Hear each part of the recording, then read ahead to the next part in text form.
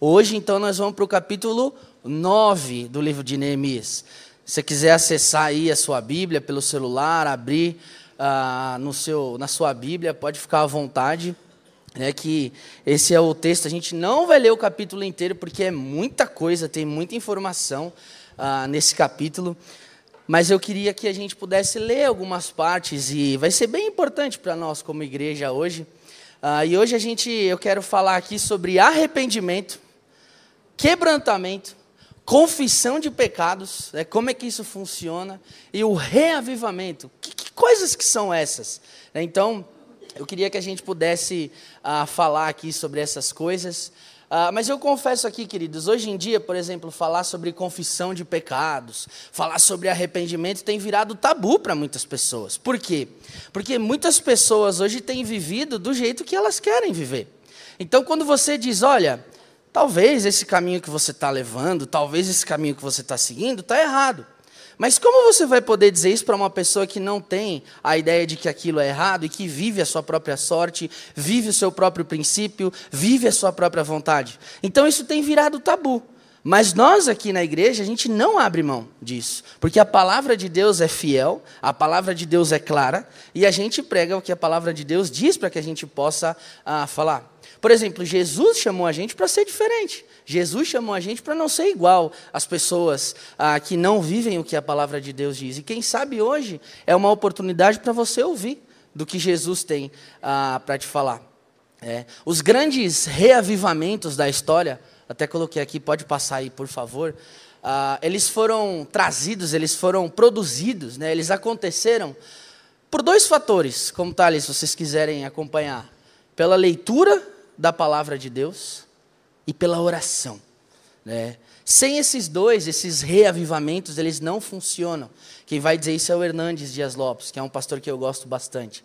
A gente viu então no capítulo 8 isso, porque o povo se reuniu para ler e posteriormente para orar, e a leitura então e a aplicação da palavra de Deus trouxe, por exemplo, choro pelo pecado. Poxa, eles olharam para dentro de si e disseram, caramba, o que a gente está vivendo não faz sentido. E posteriormente a alegria. E aqui no capítulo 9 parece que o negócio continua. Confissão de pecados, arrependimento e uma alegria no final, porque eles estavam fazendo uma aliança com Deus. Então eu queria que a gente visse o primeiro ponto da pregação, pode passar aí. Nós vamos ler só Neemias capítulo 9, versículo 1. Vamos falar sobre aquilo ali, o arrependimento que gera quebrantamento. Vocês podem ficar tranquilos que eu vou tentar explicar que negócio é esse, que palavrinha diferente é essa. Vamos ler juntos aí. Neemias capítulo 9, versículo 1 está aqui. No dia 24 do mês, os israelitas se reuniram, jejuaram, vestiram pano de saco e puseram terra sobre a cabeça. Esquisito, né? Eu sei, é estranho. Imagina você jogar terra na sua cabeça, você vestir um pano de saco. É estranho, é esquisito isso, eu sei. Mas, queridos, o quebrantamento verdadeiro, ele passa por uma contrição, por um pesar diante de Deus e por um arrependimento. O povo, que a gente acabou de ver aqui no capítulo 8, tinha saído da festa ali das cabanas, ou da festa do tabernáculo, como o pastor Klaus pôde compartilhar com a gente, e agora eles saem disso e vão jejuar.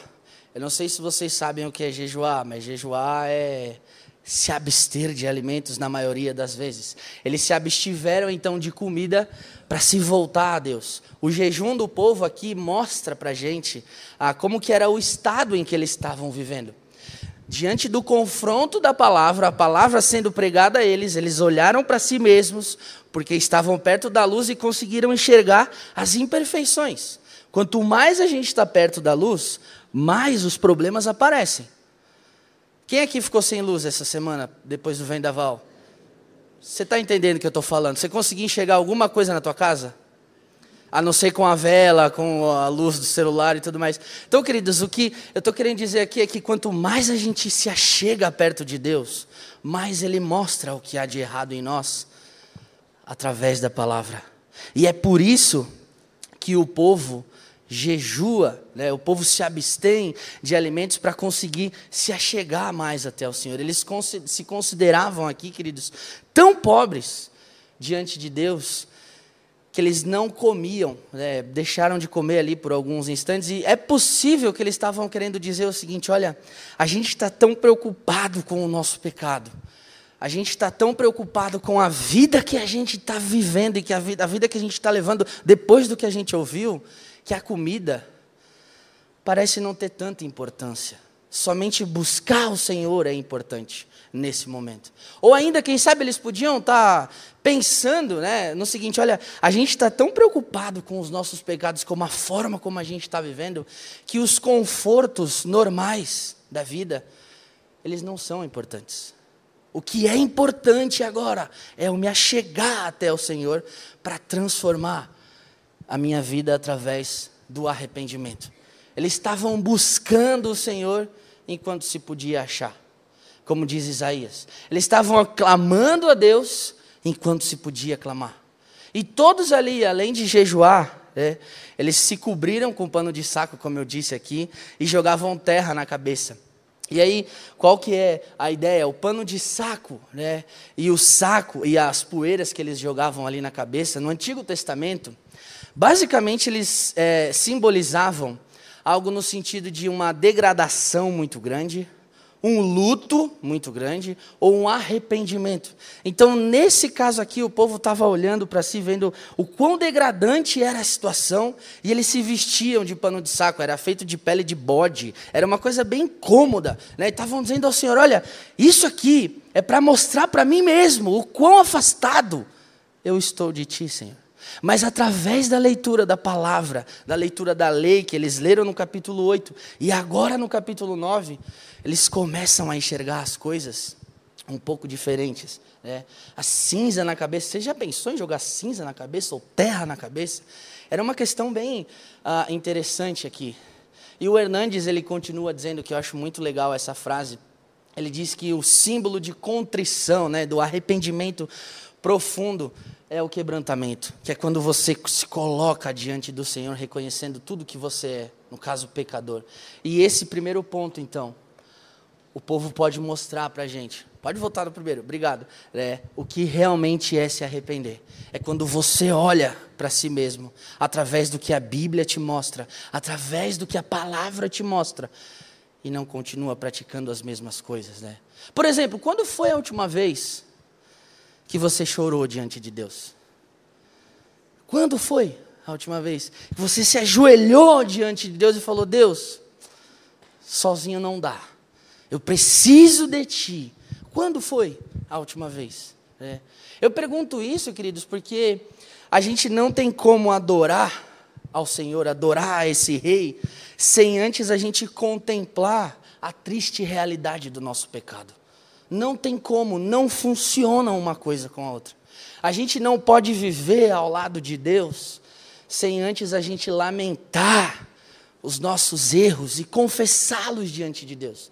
E foi exatamente isso que o povo fez aqui. A gente não tem como viver ao lado de Jesus, presta atenção, queridos, se antes a gente não entender que o lugar mais alto que a gente pode chegar na nossa vida, sabe aonde é? Aos pés da cruz. A vida com Jesus não funciona sem humilhação, sem reconhecimento de quem você é, sem reconhecimento de quem eu sou e de quem nós somos.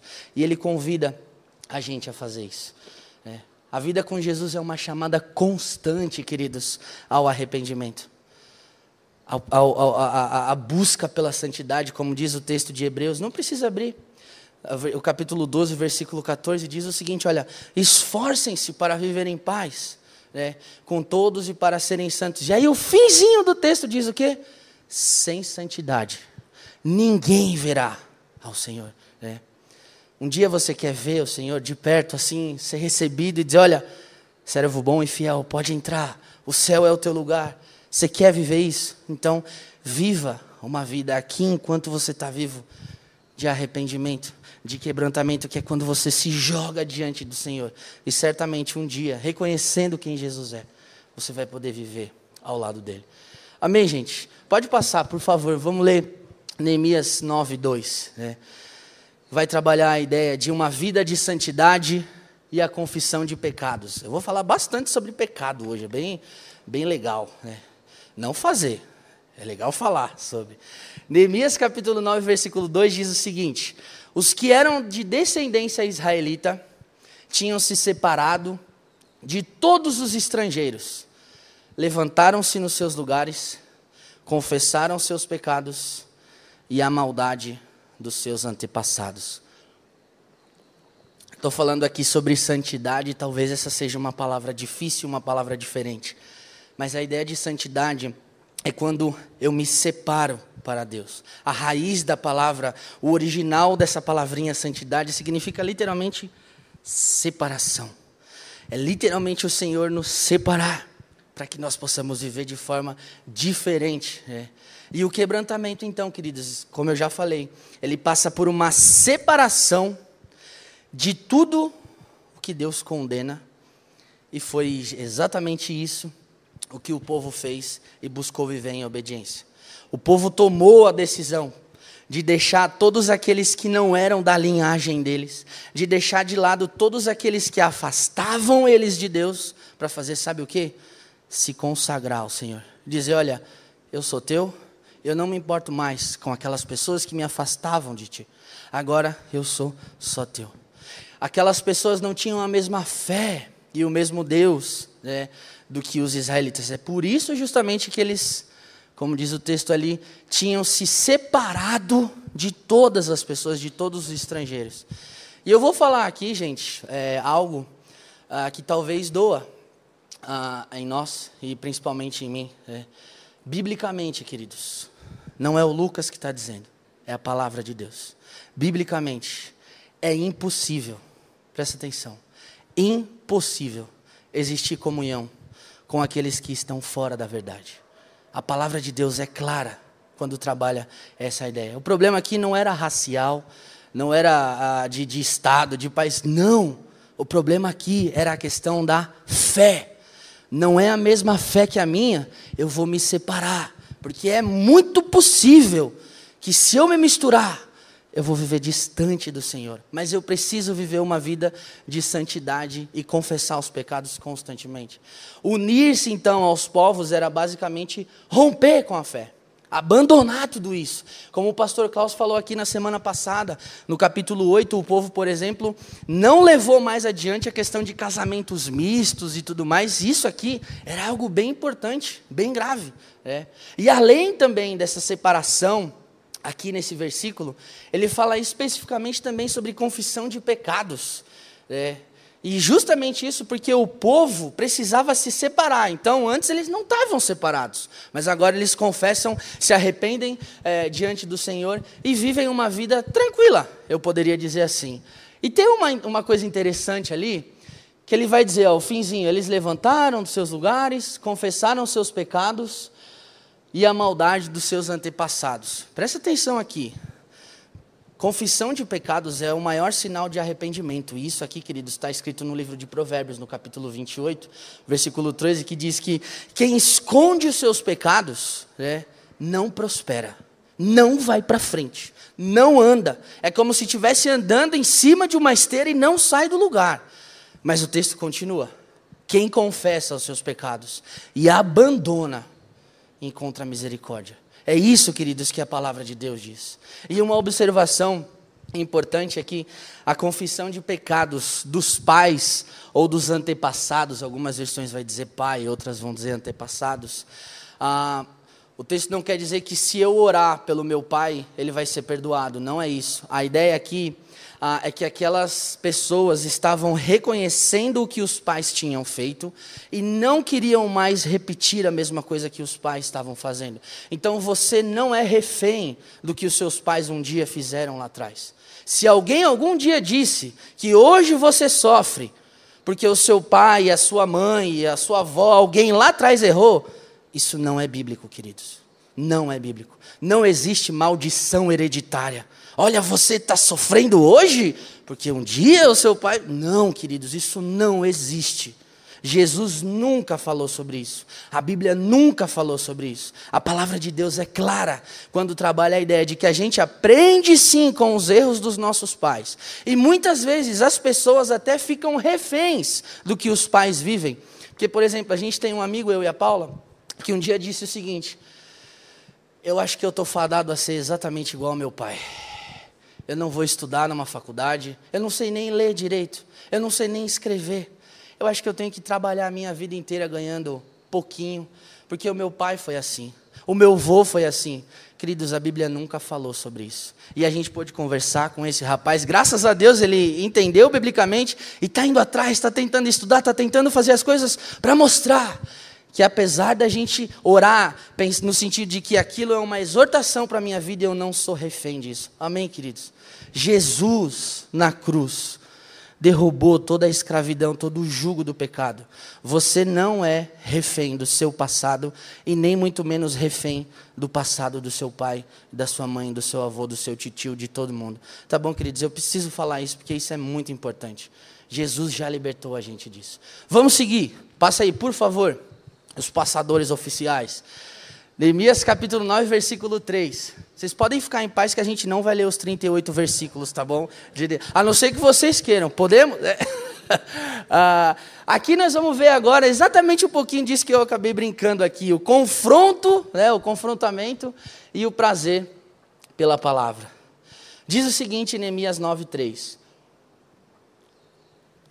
Eles ficaram onde estavam e leram o livro da lei do Senhor, do seu Deus, durante 3 horas. E passaram outras 3 horas, confessando e adorando o Senhor, o seu Deus.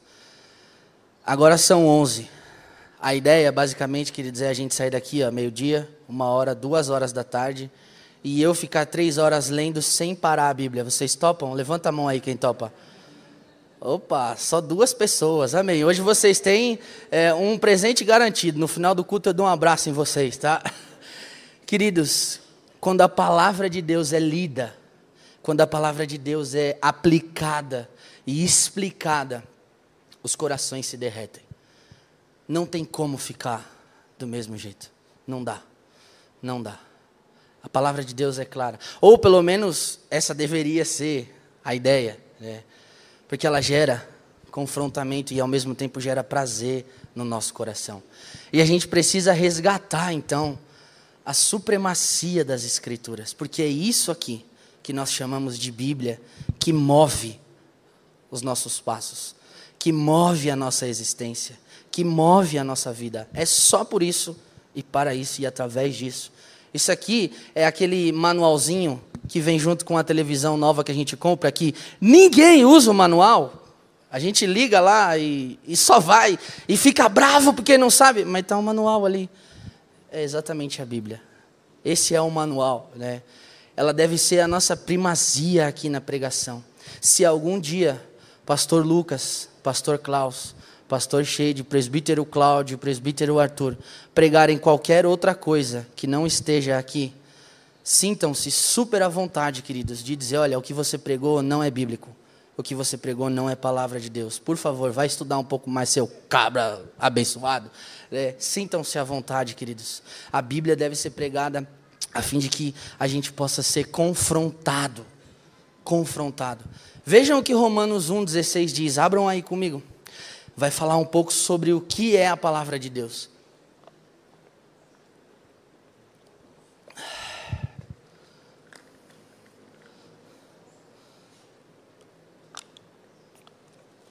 Romanos 1,16, palavras do apóstolo Paulo, diz o seguinte: eu não me envergonho do Evangelho. Não me envergonho do Evangelho, porque é o poder de Deus para a salvação de todo aquele que crê. Primeiro do judeu, depois do grego. Ele vai trabalhar aqui. O Evangelho, queridos, ou seja, a palavra é poderosa suficientemente para nos quebrar, para nos moldar e para nos salvar. Sabem por quê? Porque toda a Escritura, agora para os guerreiros aí, é útil, né? É inspirada por Deus. E ela é útil para ensinar, para repreender, para corrigir e para instruir na justiça. Para que o homem, para que a mulher de Deus seja apto e plenamente preparado para toda boa obra. Só existe uma Bíblia e nada mais, né? Ela é a proclamação de Deus. Imagina como seria se a gente tivesse que ficar aqui 3 horas hoje, lendo a Bíblia, e depois mais 3 horas louvando, né? Tem um homem chamado Eutico. no livro de Atos, capítulo 20. Não sei se vocês já ouviram essa história. Talvez os mais novos vão se identificar com isso. Paulo estava pregando a palavra e esse homem estava sentado na janela, lá, feliz da vida. Só que Paulo pregou demais, pregou muito. O que aconteceu com esse cara? Ele dormiu e pau, caiu da janela. E aí todo mundo vai desesperado e fala, ele morreu, ele morreu, ele morreu. E Paulo fala, não, relaxa, ele não morreu não, ele está vivo. Queridos, eu não quero dizer aqui, por favor, não entendam errado, e eu não estou dizendo isso, está gravado na live. Eu não quero dizer aqui que quem não dá atenção à palavra de Deus vai morrer agora. Não é isso que eu estou dizendo. Ou vai cair da janela, vai se dar mal. Não é isso, queridos, que eu estou querendo dizer. Mas quando a gente não está ligado ao Senhor, né, através da sua palavra, a gente pode se machucar sim, queridos. Sabe por que a gente pode se machucar? Por não saber que aquele caminho, conforme a palavra de Deus está dizendo, é o errado. E se eu não sei, eu vou e me machuco mesmo, né? A palavra serve para te mostrar e te orientar, através do que ela mostra, quais são os caminhos, o que você deve viver, porque ela é mais viva, mais eficaz e mais penetrante do que uma espada, o próprio livro de Hebreus vai dizer. Então eu queria compartilhar isso com vocês, que nós sejamos pessoas confrontadas pela palavra, mas que ao mesmo tempo a gente tenha prazer em viver pela palavra. Amém? Vamos caminhar para o fim aí, ó, ponto 4. Obrigado. Vamos ler lá. É um incentivo e um encorajamento à oração. Diz assim, ó, de pé na plataforma estavam os levitas, Jesuá, Bani, Cadmael, Sebanias, Buni, Serebias, só nome bonito para você dar para o seu filho. Bani, Kenani, que em alta voz clamavam ao Senhor, o seu Deus. E os levitas, ele repete e acrescenta outros. Jesuá, Cadmael, Bani, Ressabneias, Serebias, Rodias, Sebanias e Petaías, conclamavam ao povo dizendo, levantem-se, louvem ao Senhor, o seu Deus, que vive para todo o sempre. Bendito seja o teu nome glorioso, a tua grandeza está acima de toda expressão de louvor. Nesse ponto aqui, queridos, os levitas eram uma espécie de liderança, eu posso dizer assim. Eles estavam de pé numa plataforma, num púlpito ali improvisado, diante de todo o povo, e estavam convocando o povo, chamando o povo para adorar, para poder orar. E muitas vezes, queridos, a gente tem feito justamente esse papel, e é fantástico, e é maravilhoso quando a gente convida e chama o povo, e todo mundo vai junto. Foi isso que aconteceu aqui. Eles convidaram, convocaram, chamaram o povo, incentivaram, encorajaram, e o povo foi. E fica aqui a dica para a gente, quando a liderança da igreja te incentiva, te chama, fala, vamos junto, vamos orar, vamos fazer as coisas. A ideia é que a gente prossiga todo mundo junto, queridos. Isso é fantástico, porque quando tem 2, 3 só, é mais difícil, ou menos impossível, ou parece mais impossível, desculpa, mas quando todo mundo está junto, porque todo mundo entendeu esse chamamento do Senhor, através da liderança, as coisas funcionam melhor. Então, quando eles chamam o povo vai junto, porque isso é muito importante. Então, eu queria dar uma dica, não tenha o coração tão duro, quando a liderança for conversar com você e falar, vamos lá, vamos fazer junto, vamos todo mundo junto. Isso é muito importante, queridos, muito importante. E para a gente dar uma avançada aqui, essa parte seria bem rápido, pode passar aí, por favor. A gente vai ver agora a oração que exalta ao Senhor, mas que reconhece erros, e nós não vamos ler por enquanto aqui um texto. Do versículo 6 até o 37, a gente consegue encontrar um resumo de todo o Antigo Testamento. Tá? É muito legal. Só que esse resumo é feito em forma de oração. É muito interessante. Se você tiver curiosidade, é porque não dá tempo hoje. Depois leia lá, ó, Neemias capítulo 9, do versículo 6 até o versículo 37. Dá uma lida lá. Todo o Antigo Testamento é resumido com uma oração. É uma parada fantástica, é um negócio muito legal, maravilhoso. E nesses versos, então, principalmente nos 15 iniciais, Deus é descrito de várias formas. E eu queria dizer aqui rapidinho quais são as formas como Deus é descrito e como eles oraram a Deus e como eles reconheciam que Deus era. Diz assim, ó, no versículo 9, eles diziam que Deus era único, não existia outro igual. No versículo 6, desculpa, também vai dizer que Deus é o Criador, é quem fez todas as coisas, criou o céu, criou a terra, e Ele continua, Deus é o Senhor de toda a história, como a gente cantou aqui hoje. Deus é aquele que escolheu o povo, né, transformou o povo para si, né, guardou, libertou. Deus também era aquele que fazia milagres, o que ainda faz, que o texto vai dizer aqui, sinais e maravilhas. Ele guiava o povo, falava com o povo, e aqui então, nessa oração, queridos, eles mostram quem de fato Deus é, através de todo um resumo da história do Antigo Testamento, e o resumo é esse: os antepassados deles haviam se... Pode voltar para trás, por favor. Voltar para frente não dá, né? Pode ir para trás, obrigado. Aqui o resumo é: os antepassados tinham se tornado obstinados, eram arrogantes, eram cheios de si, prepotentes, recusaram a Deus, fizeram vários ídolos para eles, é o que o resumo vai dizer aqui. Mas apesar disso, o Senhor se mostrou paciente, bondoso, cheio de compaixão. Por isso o Senhor guiou cada um deles, perdoou, fez com que eles fossem numerosos e pudessem desfrutar de um bom lugar para morar e tudo mais. Apesar de tantas bênçãos, eles voltaram a fazer o que não deveria, se afastaram de Deus, perdendo a sua essência, perdendo a liberdade, perdendo a esperança e, para muitas pessoas, até a vida. E agora eles pedem a Deus, através dessa oração, que o Senhor os ajudasse, reconhecendo quem o Senhor era, né, a fim de que eles não voltassem mais a essas práticas antigas. Talvez você pode se perguntar, você pode se dizer aí, que povo chato, né? Que povo complicado. Pois é, queridos, qualquer semelhança com a gente é mera jesuicidência. A gente é exatamente desse jeito, queridos. Quantas vezes você já não estava bem, no dia seguinte você estava mal e já estava fazendo tudo errado de novo, e aí você estava perdido e sem saber o que fazer, e de repente vem alguém e te ajudou através da palavra e você ficou diferente. Jesus chama a gente, como eu estava dizendo aqui, para transformar o nosso coração. Assim como transformou o povo, transforma a gente também. E para a gente finalizar, queridos, pode passar aí, meus passadores, muito obrigado. Diante de todo esse cenário, o povo faz uma aliança com Deus. E que aliança era essa? Vamos ler o versículo 38. Em vista disso tudo, o que a gente acabou de falar, estamos fazendo um acordo por escrito e assinado por nossos líderes, nossos levitas e nossos sacerdotes. Aqui é o ponto crucial da pregação. É o famoso vai ou vai, né? Vai ou racha. Não tinha outro caminho. Diante de tudo isso que eles tinham vivido, o que a gente acabou de ver, eles quiseram estabelecer um acordo por escrito diante de Deus e diante dos homens. Mas que acordo era esse?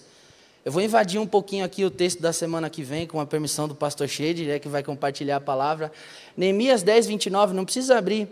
Fazia parte do acordo o seguinte: seguir a lei de Deus, por meio do servo de Deus Moisés, e obedecer fielmente a todos os mandamentos, ordenanças e decretos do Senhor. Me parece aqui, queridos, que o povo lembrou do que estava escrito em Deuteronômio capítulo 28. Se você não sabe, depois abre a sua Bíblia na sua casa. Deuteronômio 28 diz o seguinte: se você obedecer a Deus, povo do Antigo Testamento, vocês vão ser abençoados. Se vocês desobedecerem a Deus, sim, é pesado que eu vou falar, mas a Bíblia diz, vocês serão amaldiçoados. E o povo então parece que recorda tudo isso e fala: opa, chega de se dar mal, chega de viver distante de Deus. E eles assinam por escrito então esse documento, e a ideia ali então passa de alguma forma a eles não viverem mais como estavam vivendo antes. Pensando nisso então, queridos, um dos sinais do verdadeiro reavivamento, da transformação espiritual, é uma renovação da nossa obediência a Deus. O povo estava aqui chegando a um ponto de decisão, mas e a gente? Será que já chegou a esse ponto de decisão e tem dito o seguinte: Senhor, eu tenho sido desobediente, mas a partir de hoje eu quero ser obediente a Ti. E desobediente não é só quando a mãe manda lavar a louça e você não lava não, tá, galerinha que está aí em cima? Não é só isso não, tá? Vai muito mais além, muito mais além. A desobediência muitas vezes pode ser velada, sem ninguém ver, queridos. E Jesus chama a gente para viver através dessa experiência maravilhosa, que Ele fez na cruz, essa obediência, e Ele quer que a gente viva isso. E para a gente concluir aqui, pode pôr já a conclusão, obrigado. Os altos e baixos do povo de Israel, do povo de Deus, e a grande miséria e disposição que eles tiveram para viver tudo aquilo, é bem interessante para a gente, porque mostra como Deus é perdoador, como Deus é querido, como Deus é precioso. Ou conforme o pastor Klaus disse na semana passada, Deus não faz mal para ninguém. Deus não quer o mal de ninguém. E só ficou claro e nítido aqui para a gente o quão de dificuldade a gente tem de admitir que a gente é falho, que a gente é miserável, que a gente é pecador. Mas sabendo disso, ou seja, de que eu sou pecador e de que Deus é maravilhoso, eu posso voltar a ficar de pé. Eu posso voltar a me reerguer e não cair mais, porque Ele tem me ajudado. O que Neemias ensinou ao povo e ensina para a gente atualmente, é o que está escrito aqui na tela, é que não adianta nada, queridos, existir a forma, ou seja, coisas para a gente aprender, se não houver a essência, que é coisas para a gente viver. E é justamente por isso que a gente é convidado por Jesus para nos aprofundarmos na palavra e na oração. Essa é a forma, a gente pode aprender disso, mas também viver na prática, porque essa vai ser a nossa essência.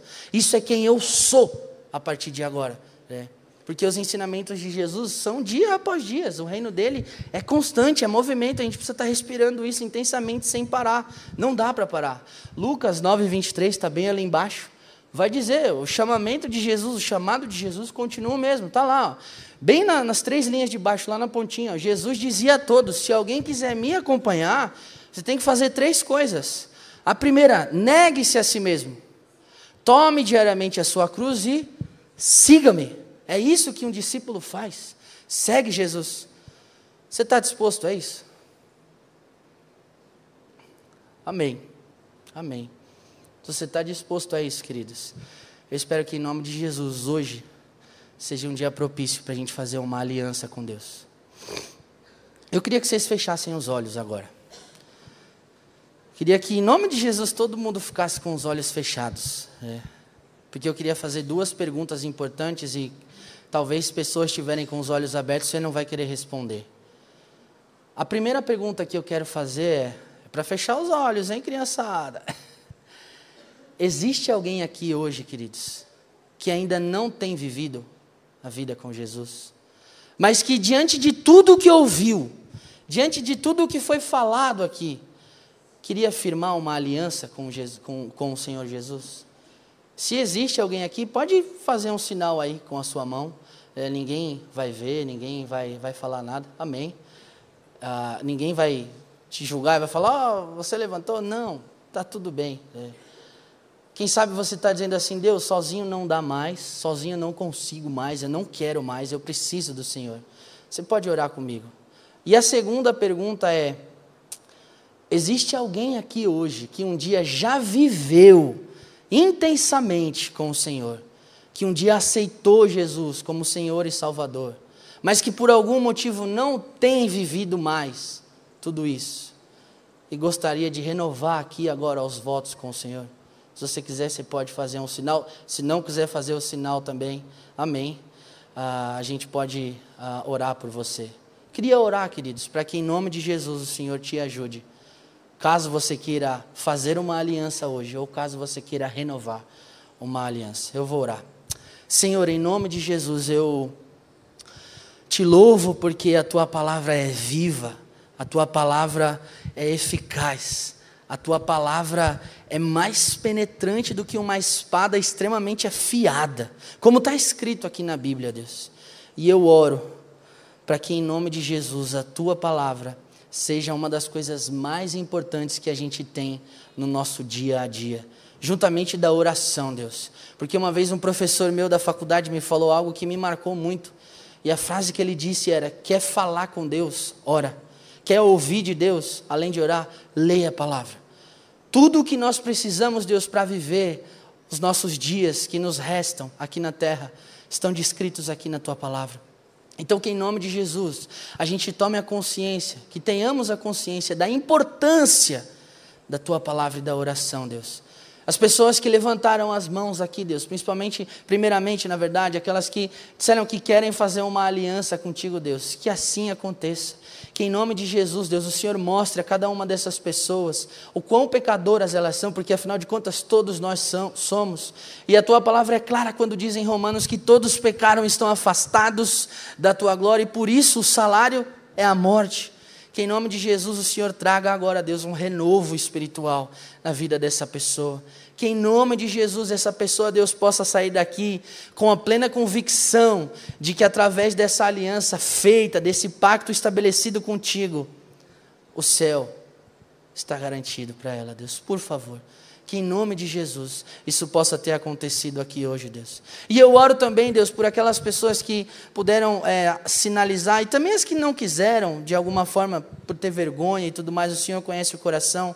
Aquelas que já viveram um dia nos teus caminhos, aquelas que já literalmente te amaram e entendiam que tudo o que tinham para fazer estava relacionado a ti, mas que por algum motivo hoje não tem vivido mais. Que em nome de Jesus, Deus, haja um renovo no coração dessa pessoa, Deus. Que em nome de Jesus, o Senhor de fato faça novas todas as coisas. Renove essa aliança, renove o amor, traga, Deus, no coração de cada um aquele primeiro amor, aquele amor que não queria prestar atenção em mais nada e somente no Senhor. Que assim seja, Deus, em nome de Jesus, por favor. Muito obrigado, Deus, pela oportunidade de poder compartilhar a Tua palavra. Muito obrigado, Deus, eu sou grato a Ti, porque apesar de mim, o Senhor continua falando com a gente. Muito obrigado. Eu oro com muita alegria no coração, em nome de Jesus. Amém.